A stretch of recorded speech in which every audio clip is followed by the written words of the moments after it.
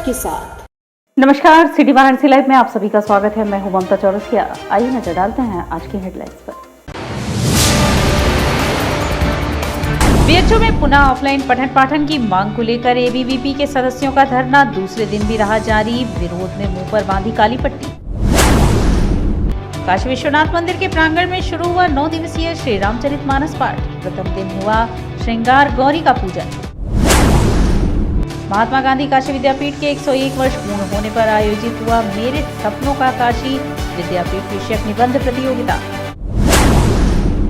और कोरोना की तीसरी लहर के कमजोर पड़ते ही पुराने स्वरूप में लौटी मां गंगा की दैनिक महाआरती। और अब खबरें विस्तार से। प्रदेश समेत देश के विभिन्न राज्यों में कोरोना महामारी के पश्चात सुधरती स्थिति को देखते हुए 7 फरवरी को अखिल भारतीय विद्यार्थी परिषद काशी हिंदू विश्वविद्यालय इकाई द्वारा पुनः विद्यालयों को ऑफलाइन पठन पाठन हेतु खोलने की मांग विद्यालय प्रशासन से की गई। प्रदेश समेत देश के विभिन्न राज्यों में कोरोना वायरस महामारी के पश्चात सुधरती स्थिति को देखते हुए 7 फरवरी को अखिल भारतीय विद्यार्थी परिषद काशी हिंदू विश्वविद्यालय इकाई द्वारा विश्वविद्यालय को पुनः ऑफलाइन पठन पाठन हेतु खोले जाने की मांग विश्वविद्यालय प्रशासन से की गई। परंतु देश के अन्य विश्वविद्यालय खोले जाने की प्रक्रिया शुरू हो जाने के बावजूद काशी हिंदू विश्वविद्यालय प्रशासन द्वारा अभी तक विश्वविद्यालय को खोले जाने हेतु कोई निर्णय नहीं लिया गया है। इस स्थिति में अखिल भारतीय विद्यार्थी परिषद काशी हिंदू विश्वविद्यालय इकाई द्वारा सोमवार की दोपहर से कुलपति आवास के समक्ष अनिश्चितकालीन धरना प्रदर्शन शुरू किया गया है, जो आज मंगलवार को भी जारी रहा। इस दौरान छात्रों की आवाज को नजरअंदाज करने वाले विश्वविद्यालय प्रशासन के विरुद्ध मुंह पर काली पट्टी बांधकर प्रदर्शन किया गया। इस दौरान इकाई मंत्री पुनीत मिश्र ने कहा कि काशी हिंदू विश्वविद्यालय प्रशासन के पास विद्यार्थियों की समस्या को सुनने का समय नहीं है। आज जब देश भर के विश्वविद्यालयों को खोला जा रहा है, इस स्थिति में काशी हिंदू विश्वविद्यालय प्रशासन के पास विश्वविद्यालय खोलने की कोई योजना नहीं है, जो कि दुखद स्थिति है। अखिल भारतीय विद्यार्थी परिषद की स्पष्ट मांग है कि काशी हिंदू विश्वविद्यालय को पुनः खोला जाए। धरना प्रदर्शन के दौरान कड़ाके की ठंड में भी छात्र डटे रहे। प्रदर्शन के दौरान सौभाग्य राय, अधीक्षक आदित्य वर्धन, सत्यनारायण, शिवेंद्र, वैभव मीणा, राणा प्रताप आदि कार्यकर्ता मौजूद रहे। कि सर सिर्फ 1 मिनट मिलने से हम उनको अपनी बात पर रखते हैं कि सारे विश्वविद्यालय खुल रहे हैं, तो बीएचयू को भी यूजीसी के नियमानुसार खोलिए, क्योंकि वो केंद्रीय विश्वविद्यालय जैसे इलाहाबाद विश्वविद्यालय है और जेएनयू है वो खुल चुके हैं, तो वो भी तो यूजीसी के गाइडलाइन के अंतर्गत ही आते हैं। तो आखिर बीएचयू क्यों नहीं आप खोल रहे हैं? बीएचयू में आपको क्या कमी महसूस हो रही है? बीएचयू तो उन सब विश्वविद्यालयों से कहीं ज़्यादा बेहतर है, सुविधाओं के मामले में हो चाहे परिसर के मामले में हो, हर मामले में बेहतर है। तो आखिर क्यों नहीं आप खोलना चाह रहे हैं? उसी को लेकर के कल से ही हम छात्र यहाँ पे अनवरत धरना दे रहे हैं। रात को भी हम लोग यहीं धरने पर थे और जब तक हमारी मांगे स्वीकार नहीं होंगी तब तक हम धरने पर हैं। महात्मा गांधी काशी विद्यापीठ के 101 वर्ष पूर्ण होने पर निबंध प्रतियोगिता का आयोजन हुआ, जिसका शीर्षक था मेरे सपनों का काशी विद्यापीठ। इतिहास हमें गौरवबोध से पूरित करता है और भविष्य हम हमारी योजनाओं, आकांक्षाओं और लक्ष्यों की ओर अग्रसर करता है। भविष्य की नवीन दृष्टि के अनुरूप विद्यापीठ का सृजन हमें नई सदी की चुनौतियों और प्रतिस्पर्धा से उबारने का कार्य करेगा। उक्त उद्गार महात्मा गांधी काशी विद्यापीठ के कुलपति प्रोफेसर आनंद कुमार त्यागी ने महात्मा गांधी काशी विद्यापीठ के 101 वर्ष पूर्ण होने के अवसर पर आयोजित निबंध प्रतियोगिता का उद्घाटन करते हुए व्यक्त किया। उद्घाटन सत्र के मुख्य अतिथि विद्यापीठ के कुलसचिव सुश्री सुनीता पांडे ने निबंध प्रतियोगिता में भाग ले रहे छात्र छात्राओं को संबोधित करते हुए कहा कि आपके सपनों का विद्यापीठ में कार्य योजना के निर्माण में नवीन दृष्टि प्रदान करेगा। विशिष्ट अतिथि विद्यापीठ के वित्त अधिकारी श्री संतोष कुमार शर्मा ने विद्यापीठ के गौरवशाली परंपरा को याद किया। निबंध प्रतियोगिता के संयोजक प्रोफेसर अनुराग कुमार ने विद्यापीठ की गौरवशाली परंपरा के निर्माण के नायकों को याद करते हुए सभी का स्वागत किया। संचालन प्रोफेसर निरंजन सहाय ने तथा धन्यवाद ज्ञापन डॉक्टर रश्मि सिंह ने किया। निबंध प्रतियोगिता का शीर्षक मेरे सपनों का काशी विद्यापीठ था। उद्घाटन सत्र में निबंध प्रतियोगिता समिति के सम्मानित सदस्य doctor Vinod Singh, doctor Anukul Chand Rai, doctor Kiran Singh, doctor Deepak Kumar, doctor Rajeev और विद्यापीठ के सम्मानित आचार्य professor Yogendra Singh, professor Sanjay, doctor Navratna Singh, doctor Anil Chaudhary, doctor Vanshidhar Pandey, doctor Arun Sharma, कर्मचारी तथा छात्र छात्राएं मौजूद थे। काशी विद्यापीठ 101 साल पूरे करने वाला है। अपने इस गौरवशाली इतिहास को एक किस्म से सेलिब्रेट करने के लिए हम लोगों ने स्थापना दिवस सेलिब्रेट करने की ये प्लान बनाया है और इसमें हम 3 दिन तक अलग अलग गतिविधियां करेंगे। आज हमारे कुछ निबंध प्रतियोगिता, वाद विवाद प्रतियोगिता हैं, कल कुछ क्रीडा से रिलेटेड प्रतियोगिताएं होंगी और मुख्य फंक्शन जो है वो 10 तारीख को हमारे गांधी अर्जन पीठ में होगा। और इस सारे में बेसिक जो हमारा थीम रहेगा वो हमारे काशी विद्यापीठ के गौरवमयी 100 साल और इसके साथ साथ अमृत महोत्सव, इन सारी चीज़ों को बेसिक थीम बनाकर ये पूरे 3 दिन का फंक्शन हम लोगों ने प्लान किया है। और निसंदेह ये समाज को काशी विद्यापीठ के अतीत, उसके वर्तमान और उसके भविष्य की प्लानिंग के बारे में बताने में पूरी तरह सक्षम होगा। विधानसभा का मतदान होना है, उसके संदर्भ में ये बात है कि क्योंकि हमारे युवा हमारे इस सेलिब्रेशन में जुड़े होंगे, तो ये बात तो हम शुरू से करते रहे हैं। हमारे विश्वविद्यालय के समस्त अधिकारियों ने मीडिया पे भी डाला है कि सभी लोग मतदान करें और इस फंक्शन के दौरान भी इसके ऊपर तवज्जो दी जाएगी, क्योंकि अपने राष्ट्रीय दायित्वों की पूर्ति हेतु मतदान करना बहुत ज़्यादा ज़रूरी है। तो कहीं ना कहीं ये मैसेज हम लोग अपने युवा विद्यार्थियों को इस फंक्शन के दौरान विशिष्ट रूपों में, अनेक रूपों में देते रहेंगे। शादी का निमंत्रण देने मंगलवार को मंगल केवट गुरुधाम कॉलोनी स्थित पीएम के संसदीय जनसंपर्क कार्यालय पहुंचे। शादी का निमंत्रण देने मंगलवार को मंगल केवट गुरुधाम कॉलोनी स्थित पीएम के संसदीय जनसंपर्क कार्यालय पहुंचे। इस दौरान उन्होंने बताया कि 19 फरवरी को की शादी है। पहला निमंत्रण अपने भगवान नरेंद्र मोदी को देने के लिए जनसंपर्क कार्यालय आए हैं। बेटे अमन केवट की शादी है, उसमें प्रधानमंत्री का आशीर्वाद मिले इसलिए यहाँ पर निमंत्रण देने के लिए आया हूँ। अब तक 2 बार प्रधानमंत्री से मिल चुका हूँ। शादी में आना तो संभव नहीं है, बस वह अपना आशीर्वाद दे दें। बेटी साक्षी की शादी में सम्मिलित नहीं हुए थे, लेकिन अपना आशीर्वाद भेजा था और हमसे मुलाकात भी की थी। प्रधानमंत्री से यही आग्रह है कि वह जिस तरह कार्य कर रहे हैं करें और गरीबों पर ध्यान दें। बाकी वह तो मेरे भगवान हैं, मैं उनको बुला नहीं सकता, बस आग्रह कर सकता हूँ। जनसंपर्क कार्यालय आए हैं अपने मोदी जी को निमंत्रण देने के लिए। लड़के का 19 फरवरी को शादी है, तो पहला निमंत्रण ये अभी प्रेस से आ रहे हैं, प्रेस से डायरेक्ट यहीं आए हैं। तो हम अगर भगवान उनको मानते हैं तो हमारा अधिकार बनता है कि पहले अपने भगवान के चरणों में काट चढ़ाया जाए। ये हिंदू का रीति रिवाज है कि अपने भगवान के चरणों में काट चढ़ाया जाए तब किसी को दिया जाए। आपकी टाली पे मोदी जी का फोटो लगा है, जी 2018 में भी मिले हैं, 2020 में मिले हैं और हमारे लड़की की शादी में वो बधाई पत्र भी दिए थे और खुद आए थे बनारस, तो हमसे मिले थे। तो बुला रहे हैं मोदी जी को साथ। जी। कोरोना महामारी के शमन हेतु चल रहे 51 दिवसीय विराट श्री लक्ष्य चंडी महायज्ञ 20वें दिन इतिहास परिचर्चा को समर्पित रहा। संकुलधारा पोखरा स्थित द्वारकाधीश मंदिर में परम पूज्य महामंडलेश्वर स्वामी श्री प्रखर जी महाराज के सानिध्य में कोरोना महामारी के शमन हेतु चल रहे 51 दिवसीय विराट श्री लक्ष्य चंडी महायज्ञ की श्रृंखला में 20वें दिन इतिहास परिचर्चा का आयोजन हुआ। कार्यक्रम का शुभारंभ परम पूज्य स्वामी प्रखर जी महाराज व अतिथियों द्वारा दीप प्रज्वलित कर किया गया। तत्पश्चात मंगलाचरण की प्रस्तुति की गई। इस अवसर पर स्वामी प्रखर जी महाराज ने अपने आशीर्वचन में कहा कि प्राचीन तथा आधुनिक दोनों इतिहास के विषय में आज के समाज को परिज्ञान हो, इसी उद्देश्य से आज इतिहास परिचर्चा का आयोजन किया गया है। उन्होंने कहा कि विगत 2 वर्षों से हिंदुस्तान सहित संपूर्ण विश्व महामारी की चपेट में है। इससे बचाव के लिए कई महान चिकित्सकों समेत देश विदेश के चिकित्सा विद्वानों ने अपने अपने तरीके से प्रयास किया, लेकिन कोई सकारात्मक परिणाम नहीं आ सके। भारत सदा से ही विश्व गुरु रहा है और गुरु का कार्य ही है संरक्षण करना। इसी के निमित्त शायद इस महामारी से विश्व का संरक्षण भी भारत के हाथों ही होना है, क्योंकि यहाँ सदा से ही वसुदेव कुटुंबकम की परिकल्पना रही। हम संपूर्ण वसुधा को अपना घर मानते हैं। इसी के दृष्टिगत इस महायज्ञ का आयोजन हुआ और इसका परिणाम भी दिखने लगा है।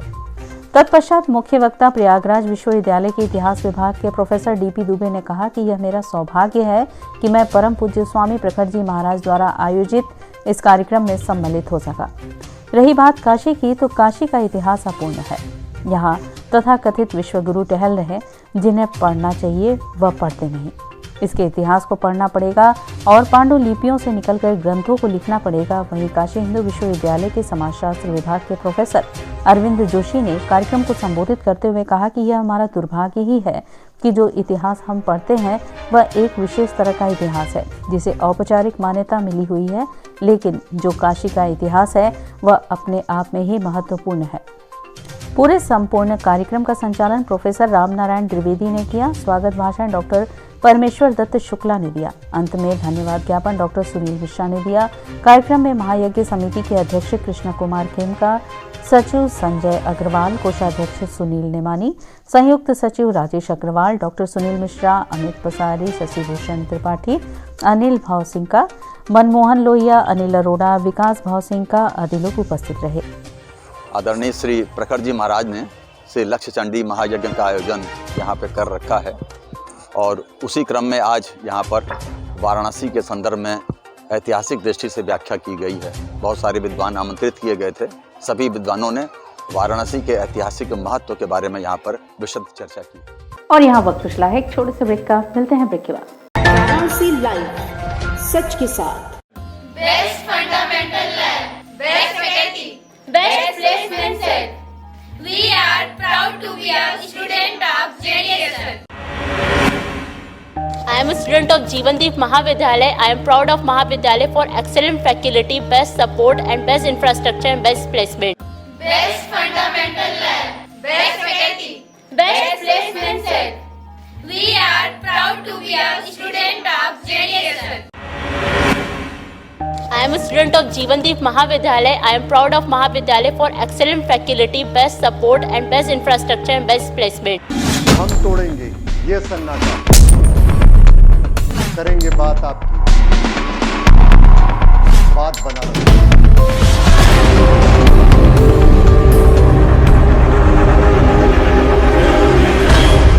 पूछेंगे सवाल, उठाएंगे मुद्दे, करेंगे बहस, होगा मुकाबला आमने सामने, ताकि सच जिंदा रहे। बेबाक बहस। कोरोना वायरस ने देश में एक बार फिर से रफ्तार पकड़ ली है। ऐसे में जरूरी है कि सभी लोग पूरी एहतियात बरतें। घर से बाहर निकलते समय मास्क का सदैव प्रयोग करें। समय समय पर हाथों को सैनिटाइजर से सैनिटाइज करें। ज्यादा भीड़ भाड़ वाली जगहों में जाने से बचें। 2 गज की दूरी का पालन करें। स्वस्थ रहें, सुरक्षित रहें। जनहित में जारी वाराणसी लाइव।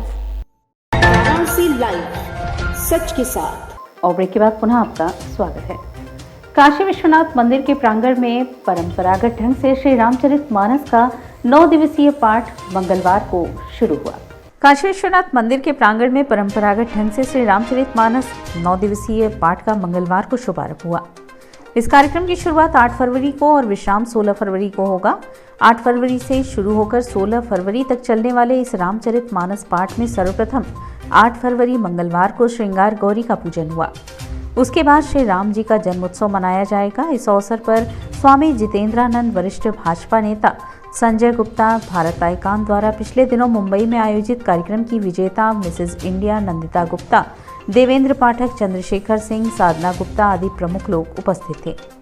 बता दें कि इस कार्यक्रम के तहत 10 फरवरी को श्री राम सीता विवाह का आयोजन किया गया है। 15 फरवरी को राम रावण युद्ध की झांकी होगी और 16 फरवरी को राज्याभिषेक के साथ ही मानस पाठ का समापन किया जाएगा। संपूर्ण कार्यक्रम सत्संग मंडल के संरक्षक आचार्य सूर्यलाल शास्त्री जी की देखरेख में संपन्न होगा। विश्व को संदेश दिया जाता है, सुख शांति समृद्धि।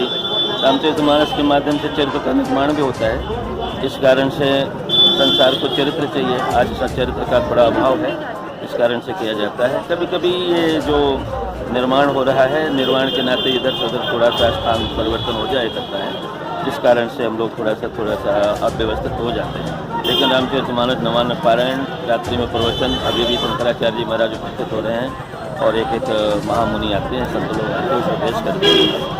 और समस्त विश्वनाथ हैं ये ना, तो विश्व के नाथ होने के नाते समस्त विश्व के स्वामी हैं। तो समस्त विश्व को ये सुख शांति समृद्धि के लिए हम लोग हवन करते हैं, पूजन करते हैं। ये 24 घंटा यहाँ हवन चलता है, दीपदान हुआ करता है और 111 ब्राह्मणों के द्वारा पारायण हुआ करता है। रात में 12 बजे रात्रि आरती हुआ करती है और भंडारा हुआ, भोजन हुआ, प्रसाद हुआ, सब कुछ होता है, प्रसाद वितरण होता है यहाँ सदा। बड़े बड़े पदों में प्रतिष्ठित होने के बाद और अनंत अनंत प्रतिष्ठा प्राप्त के बाद भी यदि धर्म के प्रति सहिष्णु हैं बहुत इनकी, तो इस तरह से ये समस्त संसार में एक सूचना जाती है कि आप भी धर्म करो। आप लोगों के मन में भी धर्म की भावना होनी चाहिए। धर्म से विकास होता है, धर्म से वृद्धि होती है, धर्म ही हमारा प्राण है। सनातन धर्म तो प्राण है ना हम लोगों का, इससे से तो हमको और चौगुना बल मिलता है, संबल मिलता है इन लोगों से। आप सामने उपस्थित थे, एक शब्द में उपस्थित हुए, तो ये तो अद्भुत आनंद है। सोमवार सायंकाल से गंगा सेवा निधि द्वारा दशाश्वमेध घाट पर होने वाली विश्व प्रसिद्ध मां गंगा की दैनिक महाआरती अपने प्राचीन व भव्य स्वरूप में आ चुकी है। सोमवार को सायंकाल से गंगा सेवा निधि द्वारा दशाश्वमेध घाट पर होने वाली विश्व प्रसिद्ध मां गंगा की दैनिक महाआरती अपने प्राचीन व भव्य स्वरूप में हुई। पिछले एक माह से दशाश्वमेध घाट पर मां गंगा की आरती सांकेतिक रूप से संपन्न हो रही थी। कोविड की तीसरी लहर को देखते हुए संस्था द्वारा यह निर्णय लिया गया था। पिछले कुछ हफ्तों से देश में घटते कोरोना संक्रमण को देखते हुए गंगा सेवा निधि द्वारा प्राचीन स्वरूप आरती आज से प्रारंभ की गई। 7 अर्चकों द्वारा मां गंगा की भव्य आरती हुई। मां गंगा की आरती के पीछे उचित दूरी के साथ 100 लोगों की बैठने की व्यवस्था की गई है, जिसमें एक चौतरे पर 12 लोग ही बैठ सकेंगे। साथ ही 200 लोगों को कुर्सियों पर उचित दूरी के साथ बैठने का प्रबंध किया गया है। मां गंगा की आरती में आए श्रद्धालुओं को मास्क के साथ ही आरती स्थल पर बैठने दिया जा रहा है। मां गंगा की आरती में अर्चकों को मास्क लगाकर ही आरती करना है और मास्क के लिए लोगों को प्रेरित करना है। पिछले 2 सालों से कोविड को देखते हुए संस्था के अर्चकों द्वारा मास्क लगाकर ही आरती संपन्न कराई जा रही है। संस्था द्वारा श्रद्धालुओं से यह अपील भी की जा रही है कि आरती स्थल पर मास्क लगाकर ही बैठें। उस दौरान गंगा सेवा निधि के अध्यक्ष सुशांत मिश्रा, कोषाध्यक्ष आशीष तिवारी, सचिव हनुमान यादव आदि उपस्थित थे।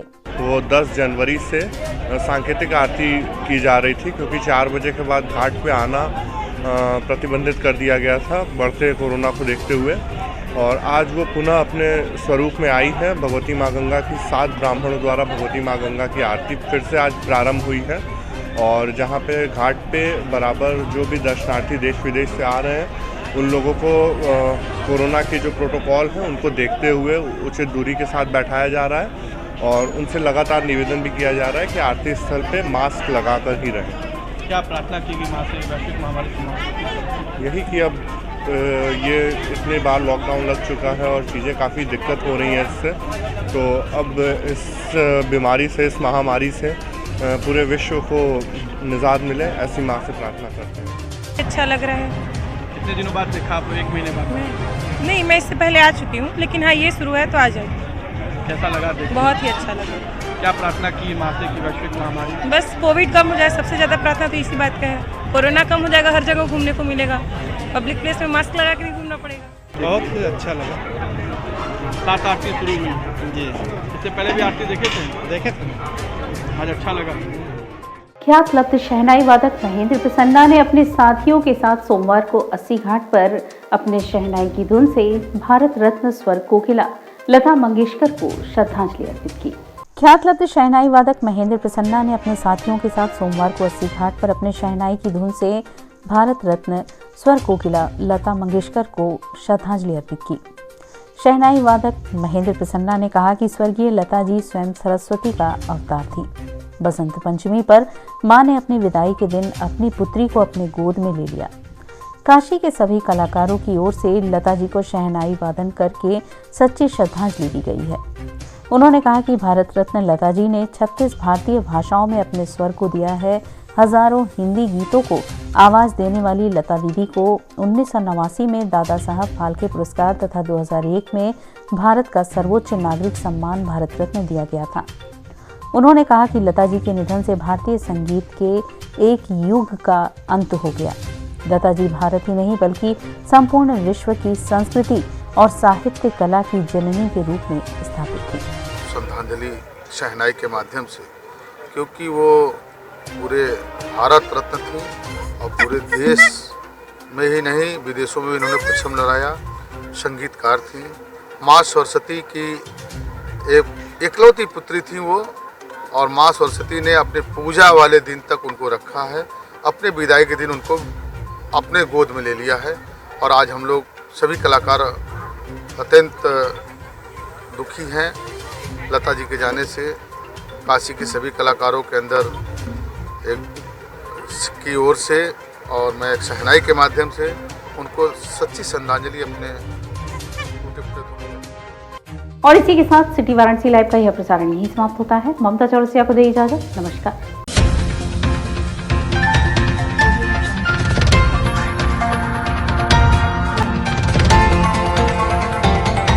वाराणसी लाइव, सच के साथ।